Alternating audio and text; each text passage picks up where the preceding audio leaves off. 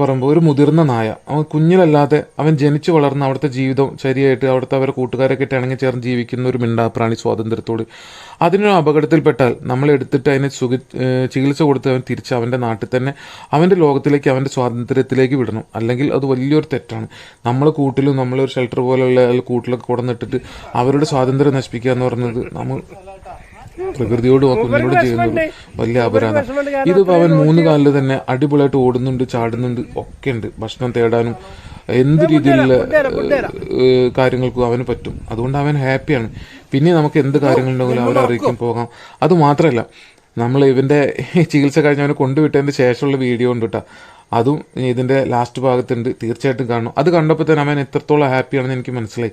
അവനെ കൊണ്ടുവന്ന് ഇറക്കിയപ്പോൾ അവൻ്റെ ലൊക്കേഷനിൽ അവൻ ഓടി നടക്കുകയാണ് അവൻ്റെ കൂട്ടുകാരെ കാണാനും അവൻ്റെ ടെറിട്ടറി ഒക്കെ ചെക്ക് ചെയ്തിട്ടു. അവസാനം നമ്മൾ വണ്ടിയുടെ അടുത്ത് വന്ന്